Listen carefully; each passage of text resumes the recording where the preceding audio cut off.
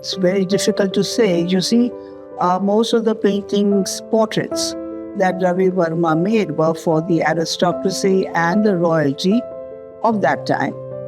Now it's all a question of who wants to bring them into the market to sell them. It's up to people, to that slice of people, what they want to do. So with the prices going where they are, maybe more people will bring out their portraits. Because there are different categories he did. He did portraits, and he did apsaras, and he did mythological paintings. So there are different categories. So we're talking about the portraits.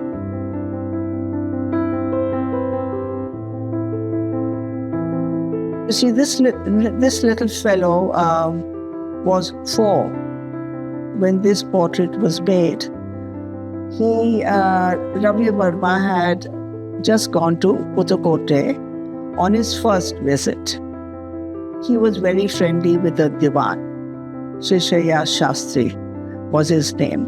He was friendly with him, and he invited him over for making the portraits. Now, at this stage, Ravi Varma made 3 portraits of the Raja, of the Rani, and this little boy, aged 4, and that was because he had just been adopted as the heir apparent to the Pudukkottai throne by his grandfather. So it was important to make his portrait. And there he is, therefore, posing with that crown and all the jewelry, because he was now the next king.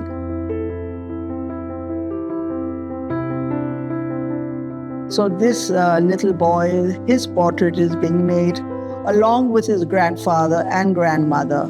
She is the Rani, he is the king, and because he's going to be the next king.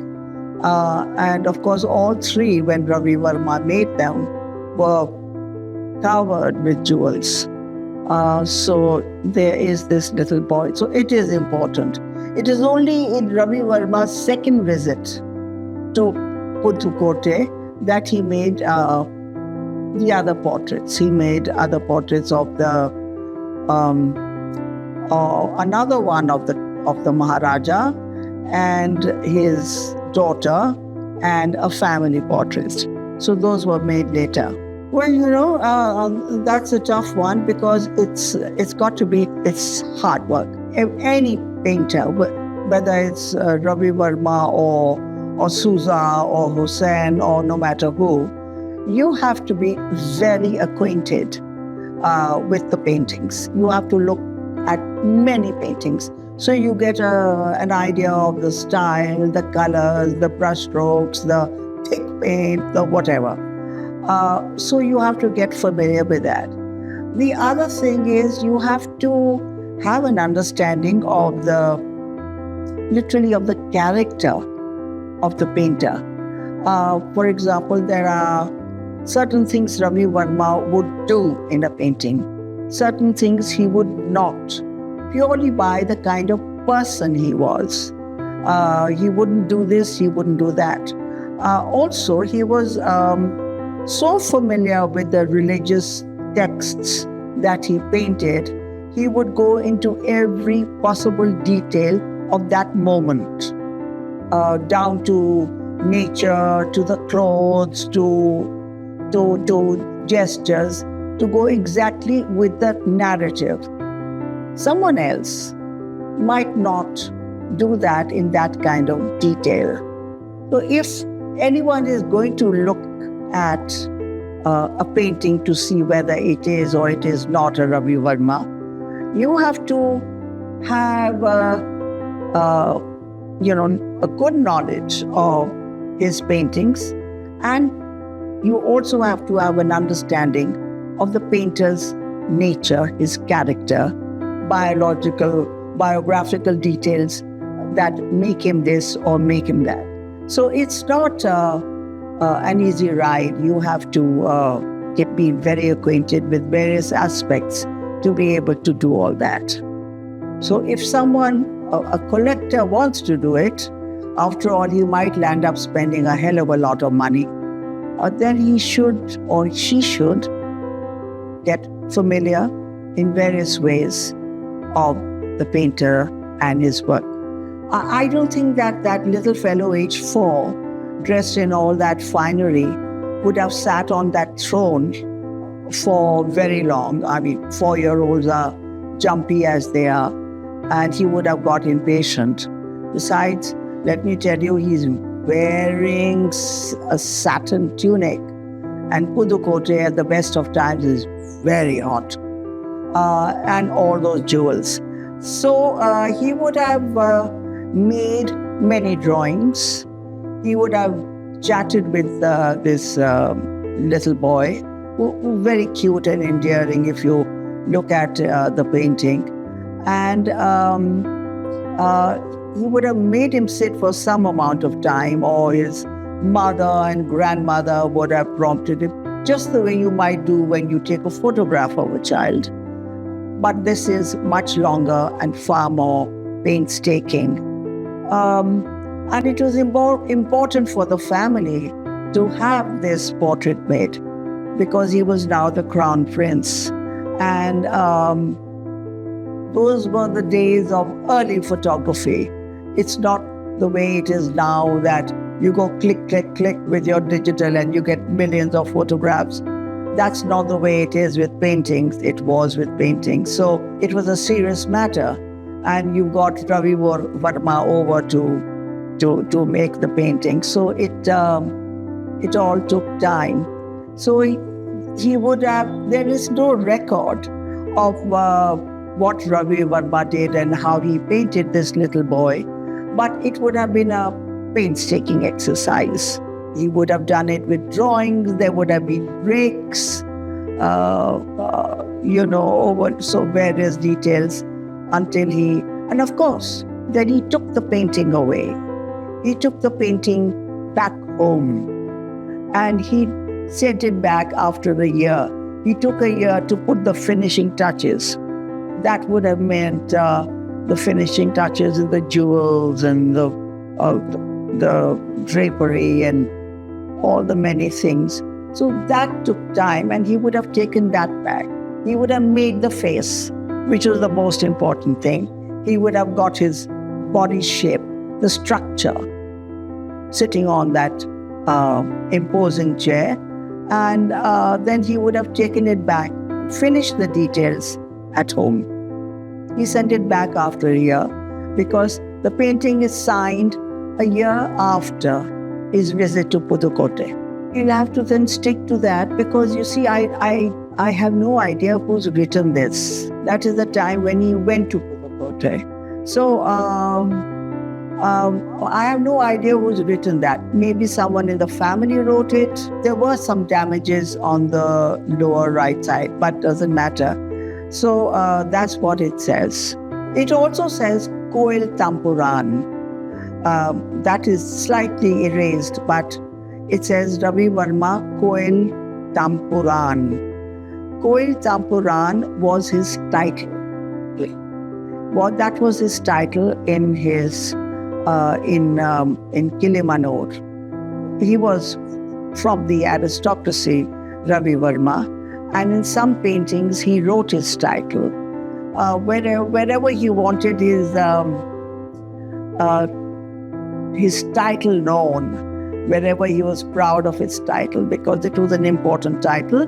By Koil Tampuran, you are head of the family, you are head of your clan, you are head of the big estate.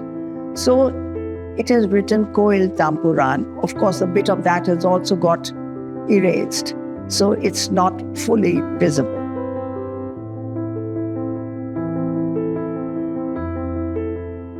Well, you say at the height of colonial rule, in the case of Pudukkottai, if the British created Pudukkottai, gave it all the pocket money and all the money to be what they were. So the British loved pomp and grandeur and all the things that went with it. And for them, Pudukkottai became important because they loved the grandeur of royalty and all the glitter, that was present. So if it wasn't colonial rule, there would have been no Pudukkottai. Naturally, we're going to look at things differently because again, we come to the idea of photography and painting. And that was the way, painting was the way to document certain things, certain important things. Photography had just started. This was the period of Raja Deen Dayal, who was a friend of Ravi Varma's until they fell out. But this is that period. And so photography was slowly coming in. And Ravi Varma did take advantage of photography. So whenever he didn't have enough time with a particular subject, a sitter, he would depend on his drawing and photography. But photography at that time was an aid. Unlike now, where you have, photographs, very effective photographs taken of subjects, which are exquisitely photographed. And that's different. And now no one thinks of academic paintings. Today's contemporary artists, in fact, look down on realistic paintings and say, not, it's not the thing. So paintings are now out. Paintings, realistic portraits are now out, and now it is the age of photographs. So you have to see each period does a different thing, even though at that time photography had started, but it had still to make progress. So that is the colonial period, and this is a different period now.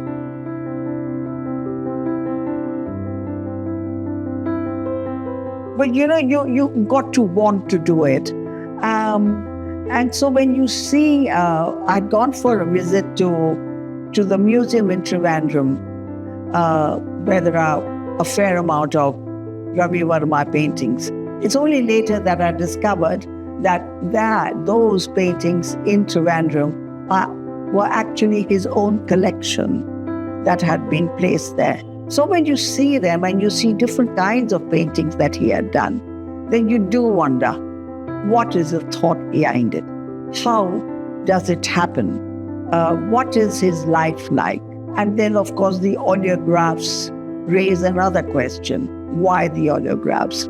How? So there are many questions you ask yourself. And having done so, you say, well, then I jolly well sit down and find the answers. So then you get deeper and deeper and deeper into it. And it's not that he's just making something that's real. He's also getting into the details of a particular moment in a narrative to paint. And sometimes he did very interesting things, but I can't talk about those because I don't have the image to show you to give that as an example. Sometimes he used symbols. Sometimes, like he would have a king who's living in exile. Practically nothing to eat, nothing to wear. Here's this king in exile, and the king is wearing a crown. So why is he wearing a crown? Because he was a king, and he is also going to be the future king again. So he does those things as well. So you have to. Now there is a painting, let's say, of Shakuntala when she's cursed by Durvasa Rishi. So she's sitting daydreaming, and in the background is a small figure of this hermit. Now when you see copies of this, they make Shakuntala like that, but they forget the rishi. He's not there. It's because they don't know the story and they've forgotten that they have to put the rishi in that, the all-important rishi. So there are these kind of details that Ravi Varma looked after. But with regard to this little fellow, Martanda Tondaiman, it's a very, very charming painting. He would have spent time making the jewels, which are beautifully made jewels, and his satin tunic, which glimmers and which glimmers and changes color every now and then in the portrait. You almost get the feeling, at least I do, that the boy can barely sit over there. He's dying to get off and run off. So what else can you expect from a cute 4-year-old? But when it comes to portraits, portraits of women and portraits of children are the most endearing, especially of children. They are very endearing. And portraits of kings or ministers, or those come later. But portraits of children are very endearing. Portraits of royal women are beautiful because you see their further again beautiful face. He had a knack of turning plain faces into kind of beautiful faces. And you see their exquisite jewelry, their clothes, the background, whatever else he might do. So it's a very lush kind of experience seeing Ravi Varma's paintings. And this boy comes as a bit of a surprise because it's a very large painting with a nice background all around. So, and he's placed in a very good proportion in the center of the painting. Went off to Australia for a holiday when he had become, and he met Molly Fink in a hotel where he was staying. So he falls in love with her and wants to marry her and brings her back. Lord Hardinge, the Viceroy, is outraged. He says that we like Indian glamour. It's got to be all that, and we don't want foreign wives. He had earlier also forbidden, was it Udaipur? Yes, Udaipur. Udaipur, yes, from Jodhpur, right? No, Udaipur, from marrying a French woman, but then he did, but she was not given certain concessions. So Hardinge said, you cannot, we do not encourage foreign wives. This was the pure reason of pomp and the glamour, the jewels, all that. So he didn't want Martanda to have a foreign wife because that sort of spoilt the aura of grandeur.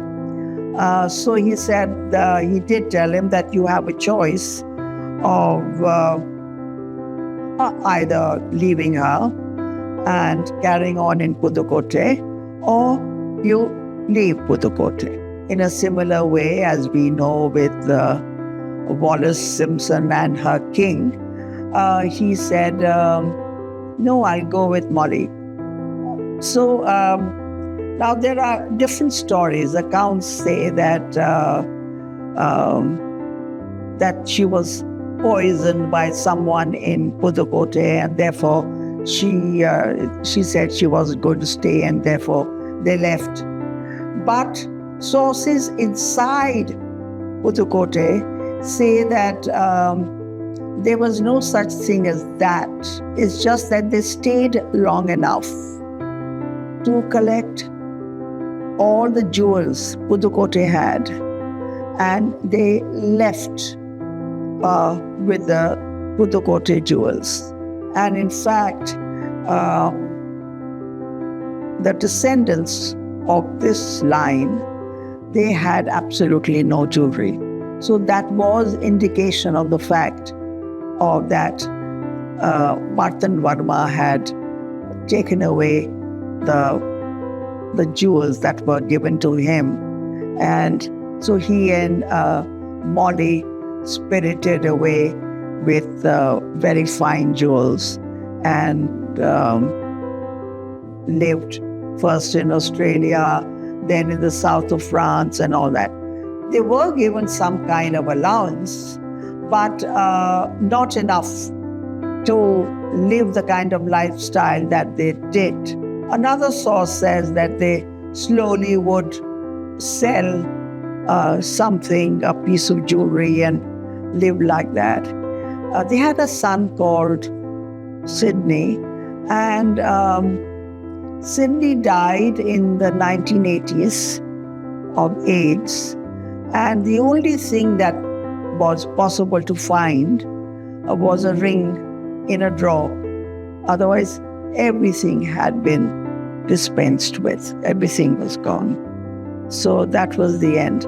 And in fact, the present Pudukkottai family, they live well, but they don't have any of those jewels that were the traditional jewels that were taken away. Apparently, this is the story in Pudukkottai, that were taken away from the royal family. And you could make out that Ravi Varma saw it as a sweet face, and he made it with a lot of care. And possibly he would have made the face in Pudukkottai while looking at this little fellow, and then done the other details later. There is a place that he made the crown, the feather. On top of that pedestal that you see, he had made another figure, a figurine of, those Chinese figurines, a man with a stick and a beard. He had made that. Now, it's a question of proportion. He would have looked at it later and realized that the line of the feather on his crown and the head of the figurine were on the same line. Now, that's not on in a painting. It doesn't look good. So he covered that figurine, covered it with a curtain and the background, and he then made this lower one, which is called Evangelina. So that's much lower. So therefore, the composition has a certain harmony. A straight line doesn't give you harmony, but this gives a rhythm. So Evangelina is lower down, and this figure that he hit was on the same line as the tip of the feather. Now, over time, as oil paint dries, it becomes transparent. And when it acquires that transparency, then naturally what is underneath shows through in some kind of way. In the case of this painting, the figure came through as a darker outline, which came out in the X-ray. So that is also what is used internationally as an indication of the age of a painting or the authenticity of a painting. So those are also this shadow that you see, this artists call it ghost shadow, but in technical terms, it's called pentimento. It's meaning you've changed your mind. You've changed your mind. It's in Italian. You've changed your mind. It's a word for repent. So when you repent, you change your mind. You change your mind when you want to alter a painting. So it's the same thing. So that is an example of a pentimento. So when you go abroad and you look at paintings of the 17th, 18th, 19th century, you will come across examples of this where artists have changed their mind and altered. It's a common thing that artists have done. They still do it. Contemporary painters still do it, but they use thick paint over it, so it's not so obvious. But you find many examples in Amrita Shergill paintings. It all depends on how keen they are. So I'll go from there. How keen are you? And it all depends on what they ask me. I mean, they're going to be spending the money, and I can't force myself and say, buy it, buy it. Just tell them the qualities or the merits of the painting. And then, because there are merits to the painting, of course, and then it is up to the buyer to vibe with the painting and go ahead and buy it.